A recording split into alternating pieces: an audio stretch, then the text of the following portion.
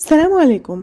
شهر رمضان قرب وصار لازم نجهز أصناف الحلويات لهالشهر المبارك، فتعالوا نعمل مع بعض هالحلا الفاخر اللي شكله بيفتح النفس وطعمه ولا أروع. رح يبهر كل يلي رح يذوقه. يلا نصلي على النبي ونشوف المقادير وطريقة التحضير. أول خطوة رح نعمل أول طبقة. هنحتاج 3 باكيت من البسكوت، بسكوت الشاي العادي، أي نوع بسكوت ما بيفرق. رح نطحنه ناعم بهذا الشكل ونضيف عليهم 3/4 كوب من الزبدة المذابة تكون بدرجة حرارة الغرفة، ونحركهم بهذا الشكل حتى البسكوت كله يتغلف بالزبدة، يصير أقرب للرمل تبع البحر، يكون مندي بهذا الشكل. وهي صار عنا جاهز. رح ننتقل للخطوة اللي بعدها. رح نجيب صينية أي مقاس عندك، أنا بدي إياها تكون طبقة رفيعة، ونفرد عليها البسكوت بهي الطريقة، وبظهر المعلقة بنكبس البسكوت ونخليه بهي الطريقة ناعم وكلياته بنفس الارتفاع، ونشيل الصينية على جنب. هلا الخطوة الثانية هي الطبقة الثانية. رح نحتاج بالخلاط كوب من الزبادي اللي هو اللبن بالسوري، وكوب من الحليب البودرة، و3 معالق كبيرة من الكريمة الشانتيه، بتعطيه طعم وقوام كتير طيب.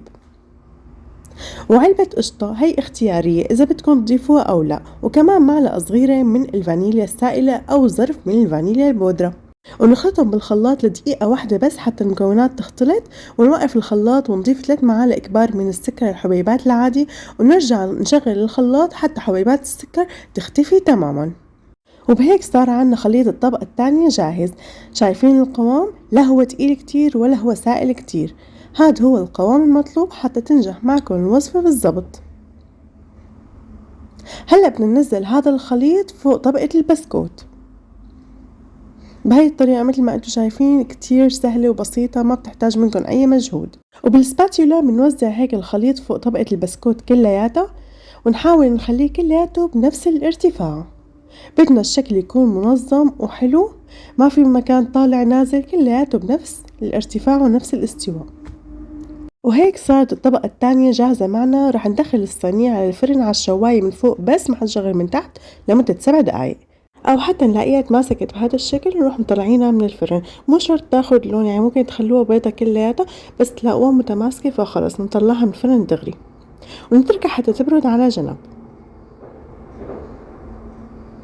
وهلأ رح نعمل الطبقة الثالثة، هي عبارة عن طبقة الكراميل. هلأ علبة الكراميل اللي بيجي فيها الظرف الأبيض اللي هو البودرة، وكمان ظرف السكر المكرمل. نحن هلأ رح نستخدم بس البودرة. رح نحتاج ظرفين من الكريم كراميل البودرة، وكمان 3 معالق كبار من السكر الحبيبات، وكمان معلقة كبيرة من النسكافيه، بتعطي لون وبتعطي طعم كتير طيب. وكمان بدنا 2 كوب من المي يكون بدرجة حرارة الغرفة، ونحرك المكونات كلها هيك على البارد بالمضرب اليدوي، وبعدين رح نرفعها على النار، على نار متوسطة مع التحريك المستمر حتى ما يتلسع من تحت. نضل نحرك هيك لحتى يبلش يغلي شوي. هيك نحنا ماشيين بطريقة مظبوطة تماما. الفقاعات بلشت تطلع وهو بلش يغلي، بس يوصل لهي الدرجة اللي هو عم يغلي كتير منطفي النار تماما ونبعد الطنجرة عن النار، ونترك الخليط لحتى يهدى شوي، مو كتير حتى ما يجمد ويتماسك. ونصب الخليط فوق الطبقة الثانية بهذا الشكل، وندخل الصينية على البراد حوالي ساعة ساعتين حتى تتماسك طبقة الكراميل. وهيك صارت عنا جاهزة طبقة الكراميل المتماسكة واللون كتير حلو. منزينها كيف ما بدنا أو فينا نتركها سادة. حبيت زينها بشوي من البسكوت بالشوكولاتة يكون مطحون بهذا الشكل، وحطيت عليها فراولة هيك بالنص، وكمان كيس السكر المكرمل اللي كنا شايلينه على جنب زينتها بهذا الشكل.